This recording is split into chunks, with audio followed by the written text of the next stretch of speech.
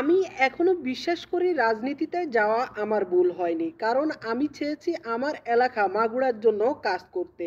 আমি এটা অনুভব করতে পেরেছি যে মাগুরার মানুষ আমাকে চায়।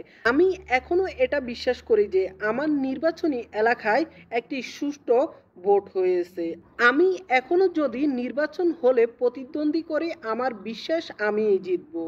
সাম্প্রতিককালে ডেইলি সানকে একটি সাক্ষাৎকারের মধ্যে এমনটাই বলেন সাকিব আল হাসান।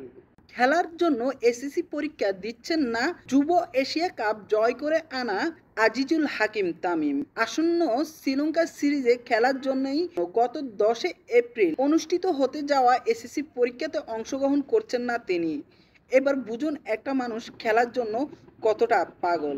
আবারও কাউন্টিং লিগে খেলতে যাচ্ছেন সাকিব আল হাসান, যে কাউন্টিং লিগে খেলতে গিয়ে প্রায় 17 বছরের ক্যারিয়ারের শেষ দেখে ফেলেছিলেন। বোলিং অ্যাকশনে এসেছিল নিষেধাজ্ঞা, খেলতে পারেননি চ্যাম্পিয়ন ট্রফি।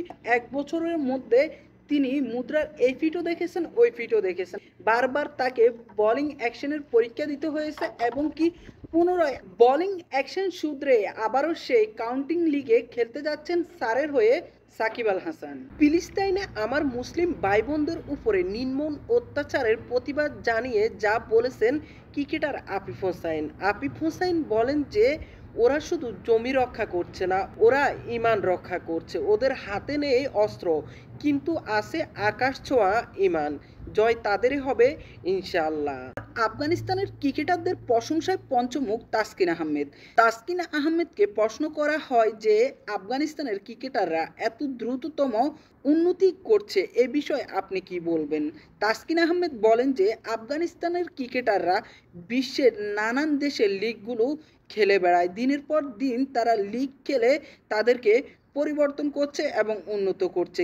কিন্তু আমাদের দেশে হাতে গোনা 4-5 জন প্লেয়ার বিশ্বের বিভিন্ন লিগ থেকে প্রস্তাব পায়, কিন্তু ক্রিকেট বোর্ড থেকে অনুমতি না পাওয়ার কারণে তারা লিগগুলো খেলতে পারছে না। এজন্যই আমাদের দেশের প্লেয়াররা এতটা পিছিয়ে রয়েছে।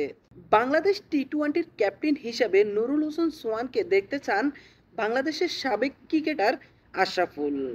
অনেকে এই বিষয় নিয়ে সমালোচনা করে বলছেন যে যেহেতু দুইজন একসাথে রংপুরের হয়ে কাজ করছে, এজন্য আশরাফুল নুরুল হোসেন সোহানকে বাংলাদেশ টি-20 দলের ক্যাপ্টেন হিসাবে দেখতে চায়। আপনারা কি বলেন? আপনাদের কি মতামত অবশ্যই কমেন্ট বক্সে কমেন্ট করে যাবেন। সিপিএল এ খেলতে যাচ্ছে তানজিন সাকিব গায়না অ্যামাজনের হয়ে। গায়না অ্যামাজনের হয়ে তানজিন সাকিব গ্লোবাল টি-20ও খেলেছেন। আর তাই তারা চাচ্ছে যে এবার সিপিএলও যেন গায়না অ্যামাজনের হয়ে তানজিন সাকিব খেলে। বিসিবির পক্ষ থেকে ছাড়পত্র পেলে গায়না অ্যামাজন দলে ফিরাতে চায় তানজিন সাকিবকে, এমনটাই বলে তানজিন সাকিবের এজেন্ট।